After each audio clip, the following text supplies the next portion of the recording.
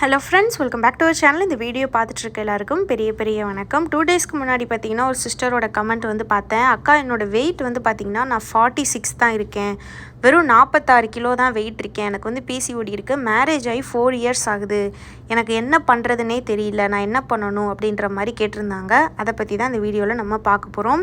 PCOD, அதாவது பிசிஓடிக்கும் வெயிட்டுக்கும் நிறைய connection இருக்குது. மோஸ்ட்லி இரகுலர் பீரியட்ஸ் பிசிஓடி இருக்கவங்க வெயிட் போடுவாங்க. வெயிட் போட இன்னும் கொஞ்சம் இரகுலர் ஆகும், இன்னும் கொஞ்சம் இரகுலர் ஆக வெயிட் போடுவாங்க. அதுக்காக பிசிஓடி இருக்கவங்க எல்லாம் வந்து பயங்கர ஒபேஸ் ஆயிடுவாங்க அப்படின்றது கிடையாது. அவங்களோட வெயிட்டு, அவங்களோட இயல்பு நிலை, அவங்க உடல்வாகு, அவங்க ஜீன், அவங்க ஹைட்டு, அதுக்கு தேவையான வெயிட்டை விட அவங்க எக்ஸஸாக வந்து அதிகமாவாங்க. இதுதான் பிசிஓடி இருக்கவங்களுக்கு அந்த வெயிட் கெயின் அந்த மாதிரி. ஆனால் எல்லாருமே வந்து அந்த மாதிரி தான் இருக்கணும் அப்படின்றது கிடையாது. எனக்கு வந்து பார்த்திங்கன்னா, எனக்கு ஃபஸ்ட் டைம் எனக்கு பிசிஓ இருக்குது அப்படின்னு சொல்லிட்டு எனக்கு நான் கண்டுபிடிக்கும் போது என்னோடய வெயிட் வந்து பார்த்திங்கன்னா நான் வெறும் 50 கேஜி தான் இருந்தேன். அப்போ ஏஜும் பார்த்திங்கன்னா ஒரு 20 வயசு தான் இருக்கும். அப்போவே எனக்கு வந்து பிசிஓடி இருக்குது. ஃபஸ்ட் அதாவது பிசிஓ மீன்ஸ் என்ன, இரகுலர் பீரியட் சரியாக வராது, ரொம்ப பெயினாக இருக்கும். டாக்டர்கிட்ட போனால் ஸ்கேன் பண்ணிவிட்டு பிசிஓ அப்படின்னு சொன்னாங்க. ஸோ வந்து இது ஒரு நார்மலான விஷயம். வெயிட்டு கம்மியாக இருக்கும்போதும் வரும், கூட இருக்கும்போதும் இந்த பிசிஓ பிரச்சனை வந்து வரும். ஸோ கம்மியாக இருக்கிறனால இப்போ நான் அதிகமாக இருக்கிறவங்க நிறைய விஷயங்கள் பண்ணுவாங்க, வெயிட் கம்மி பண்ணுவாங்க, எக்ஸசைஸ் பண்ணுவாங்க, டயட் இருப்பாங்க. அப்போ கம்மியாக இருக்குது, நம்ம என்ன பண்ண அப்படின்றத ஃபஸ்ட்டு வந்துட்டு கன்ஃபியூஸ் ஆகக்கூடாது. எல்லா பிசிஓக்குமே இதுதான். கார்போஹைட்ரேட் கம்மி பண்ணணும், ஃபிசிக்கல் ஆக்டிவிட்டி பண்ணணும், ப்ரோட்டீன் வந்து எடுக்கணும், ஃபோலிக் எடுக்கணும். இதுதான் பேசிக்காகவே மொத்தமாகவே என்ன டைப் பிசிஓ இருந்தாலும் இந்த 4 விஷயங்கள் பண்ணால் சரியாயிடும். மோஸ்ட்லி இந்த வெயிட் கம்மியாக இருக்கவங்களுக்கு எதனால் பிசிஓ வரும் அப்படின்னு பார்த்தீங்கன்னா வந்து சத்து குறைபாடுனால தான். ஸோ மெயினாக வந்து இந்த ஃபோலிக்கு, விட்டமின்ஸ், இது எல்லாமே ஒரு எக்கு வளர்ந்து வெடிக்கிறதுக்கு வேணும். அந்த மாதிரி உணவுகள் சரியாக அவங்க எடுக்கலை அப்படின்னும் போது இந்த பிசிஓ வந்து வரும். அஃப்கோர்ஸ் ஹார்மோன் இம்பேலன்ஸ்னாலேயும் வரும். பட் மோஸ்ட்லி வெயிட் ஆல்ரெடி கம்மியாக இருக்கிறவங்களுக்கு வரதுக்கான ரீசன் இது தான்.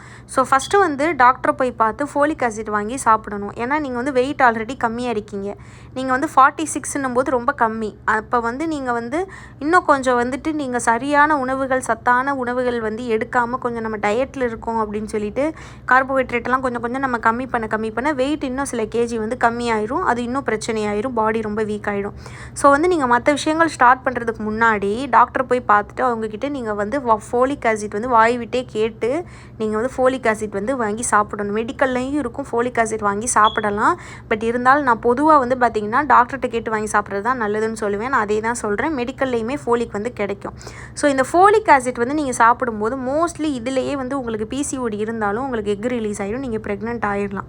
ஸோ வந்துட்டு ரொம்ப பெருசாலாம் நீங்கள் பயப்பட வேணாம். இது போக வேறு என்ன பண்ணணும் அப்படின்னா, நான் ஆல்ரெடி சொல்கிற மாதிரியே தான், கொஞ்சம் வந்து கார்போஹைட்ரேட்டை கம்மி பண்ணிக்கணும். கார்போஹைட்ரேட்டை கம்மி பண்ணிவிட்டு ப்ரோட்டீன் வந்து அதிகமாக எடுக்கணும் பிசிஓடி இருக்கவங்களுக்கு. ஸோ கார்போஹைட்ரேட் கம்மி பண்ணும்போதே ஆட்டோமேட்டிக்காக அந்த எக்கை சுற்றி இருக்கக்கூடிய நீரெல்லாம் கரைஞ்சி உங்களுக்கு வந்து ஓவலேஷன் வந்து ஆகிடும். இது போக எக்ஸ்ட்ரா வந்து நீங்கள் ஃபிசிக்கல் ஆக்டிவிட்டிலாம் நீங்கள் வந்து உங்கள் உடம்பு ஒத்துழைச்சிச்சுன்னா பண்ணலாம். ஆனால் நான் சொன்ன மாதிரி அந்த ஃபிசிக்கல் ஆக்டிவிட்டி இதெல்லாம் பண்ணுறேன்னு ஆல்ரெடி இருக்கிற வெயிட்டையும் நீங்கள் குறைச்சிக்கக்கூடாது. ஸோ அதுக்கு ஏற்ற மாதிரி நீங்கள் நல்லா ப்ரோட்டீனு, நல்ல குட் ஃபேட் இருக்கக்கூடிய விஷயங்கள், இது எல்லாமே வந்து நீங்கள் நல்லா சாப்பிடணும்.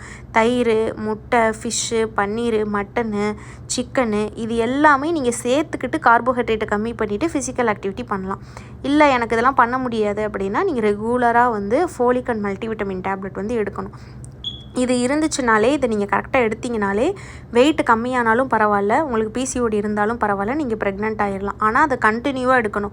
1 மாதம் 2 மாதம் எடுத்துகிட்டு விட்டீங்க அப்படின்னா திரும்ப வந்து உங்களுக்கு அடுத்த மாதத்தில் அந்த உங்கள் சத்து கம்மினால உங்களுக்கு ஓவலேஷன் வந்து ஆகிறதுல பிரச்சனை வரும். கூடவே வந்து இந்த டேப்லெட் எடுத்தாலுமே கொஞ்சம் வந்து நான் சொன்ன மாதிரி கொஞ்சம் ஒரு அரை மணி நேரமாவது, அதாவது ரொம்ப இப்படி மாங்குன்னு ஒர்க் அவுட்லாம் கிடையாது, ஒரு அரை மணி நேரம் டெய்லி 30 மினிட்ஸ் வந்து வாக்கிங் பண்ணணும்.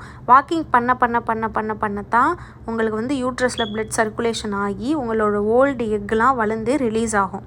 இல்லைனா வந்துட்டு உங்களுக்கு வந்துட்டு அந்த பிசிஓடியை வந்து நம்ம சரி பண்ணுறதுக்கு நமக்கு கஷ்டமாயிட்டும் டேப்லெட் எடுத்தாலுமே.